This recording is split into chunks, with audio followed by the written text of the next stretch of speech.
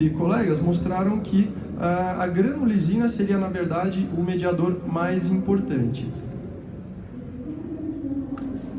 A granulosina é uma molécula citotóxica que, nesse estudo, avaliaram que era a molécula mais expressa nos fluidos das vesículas e das bolhas. Era mais expressa, inclusive, do que a perforina, a granzima B e o faz-ligante solúvel. Nesse estudo, eles fizeram um teste in vitro e mostraram que a presença da granulosina levava a um quadro muito semelhante e a sua ausência, a sua depressão, levava a uma redução da citotoxicidade. E nesse mesmo estudo, o faz-ligante estava em níveis muito mais baixos, o que falaria um pouquinho contra aquele uso racional da imunoglobulina. Então, frente a um quadro de Stevens-Johnson-NET, o que devemos fazer? Primeiro ponto, diagnóstico precoce, suspensão da droga causadora e, sempre que possível, suporte em tratamento em unidade de tratamento intensivo. Esses são os pontos em que não há dúvida. Agora, quais medicações podemos utilizar? Não há nenhum estudo ainda robusto provando qual medicação é superior no tratamento da síndrome Stevens-Johnson e NET. O que há de opção? Por exemplo, imunoglobulina endovenosa. É bastante controverso, ainda muito utilizada, mas é uma medicação cara, de difícil acesso. Existem algumas meta-análises mostrando que a imunoglobulina endovenosa pode ser levemente superior à terapia de suporte, mas talvez não compense os custos. Então, uma dúvida em relação ao uso da imunoglobulina endovenosa. A corticoterapia sistêmica também pode ser sugerida, principalmente nas fases inflamatórias. Entretanto, como mencionado previamente, há um risco de sepse. Então, o que nós sugerimos é o uso de doses altas por um curto período de tempo, para tentar abortar a reação, como eu vou mostrar em alguns casos mais para frente. Agora, o que não pode ser utilizado é a talidomida. A talidomida é o único dos medicamentos em que foi feito um estudo que comprovou que ela aumenta a mortalidade. Então aqui é para aparecer um risco na talidomida. Pronto, talidomida não deve ser utilizada. E os estudos mais promissores envolvem a ciclosporina na dose de 3 a 5 mg/kg e há relatos esporádicos de infliximab e acetilcisteína. Então agora eu vou mostrar alguns casos sobre as terapêuticas que acabamos utilizando. Cada um dos casos exemplifica uma das terapêuticas. Então, primeiro é um doente do sexo masculino de 71 anos, que procurou o nosso pronto-socorro por lesões na pele que se iniciaram poucas horas depois do uso da fenitoína endovenosa, por conta de crises convulsivas. E a filha mencionava que ele já tinha apresentado 3 anos atrás um quadro de alergia à fenitoína, mas não conseguiram avisar isso no hospital em que ele recebeu a medicação. Esse quadro mostra que a latência numa segunda reexposição pode ser menor. Eu tinha mencionado que a latência é geralmente de 2 semanas, nesse caso foram poucas horas. E aí o paciente nos procurou apresentando lesões na mucosa labial, nos olhos, e ele apresentava um eritema importante, difuso, já com aspecto violáceo.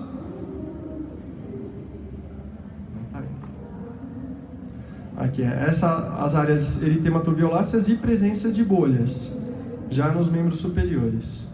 Nesse caso, ele já não estava mais em uso da medicação, então nós optamos por introduzir a prednisona na dose de 1 mg/kg dia. Então aqui ainda o paciente apresentava uma grande bolha na região glútea. E depois de 4 dias ele abortou a reação. O paciente evoluiu muito bem, sem sequelas e com poucas áreas de destacamento epidérmico, como poderemos ver nas próximas fotos. Então ele teve poucas áreas de descolamento. E aqui aquela grande bolha que ele tinha no glúteo foi uma das poucas áreas que realmente descolou. Então o paciente que evoluiu muito bem somente com o uso da prednisona e, evidentemente, a suspensão da droga causadora. Esse outro caso, uma doente de sexo feminino de 76 anos, antecedente de tumor vesical, apresentando lesões há 4 dias. E na introdução, na primeira avaliação, pudemos ver também lesões eritematosas, áreas já de pequeno descolamento epidérmico na região do tronco. Optamos por prescrever a imunoglobulina endovenosa associado à prednisona, e em 3 dias também ela abortou a reação, infelizmente evoluiu com poucas áreas de descolamento epidérmico e foi muito bem essa paciente. Já o próximo caso é um doente masculino de 64 anos, pós-operatório de revascularização miocárdica com infecção do sítio cirúrgico, utilizando antibiótico terapia de amplo espectro, e esse é um dos grandes desafios de quem faz farmacodemia. Muitas vezes o paciente é polimedicado, é difícil identificarmos qual foi a medicação causadora. Pedimos para deixar apenas as medicações essenciais para esse paciente, ele já tinha terminado toda a antibiótico terapia, mas era um paciente que já na primeira avaliação era muito grave, o score dele já era muito alto desde o início. Então, nesse caso, optamos por fazer um pulso de metilprednisolona associado à imunoglobulina, porém ele já tinha áreas de descolamento epidérmico muito importantes logo no primeiro dia da nossa avaliação, evidentemente.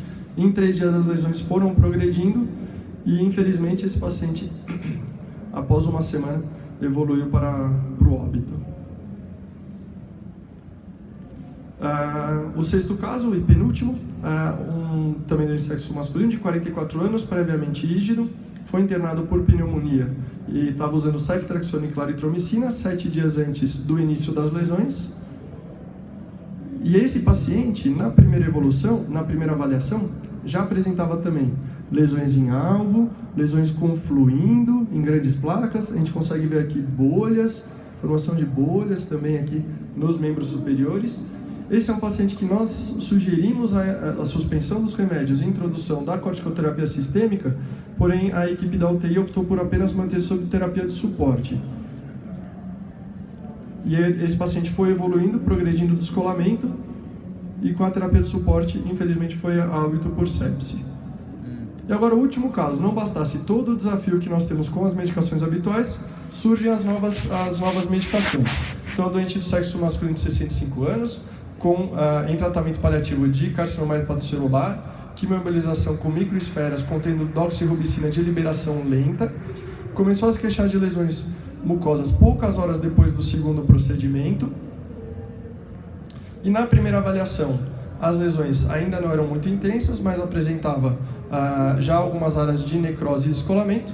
Esse quadro foi persistindo, optamos por prescrever a prednisona, fomos subindo a dose, ao longo de 10, 15 dias o quadro só piorava, em 15 dias associamos também a ciclosporina e o paciente só evoluía, só piorando, independente das nossas medidas, porque não era possível remover a medicação causadora, uma vez que estava nessas microesferas. Aqui é ele já no 20º dia de internação. Nós tivemos muitos cuidados com o curativo à base de prata, muito suporte, para depois, finalmente, em 50 dias, felizmente ele melhorou e conseguiu receber alta. Obrigado pela atenção de todos. Bom.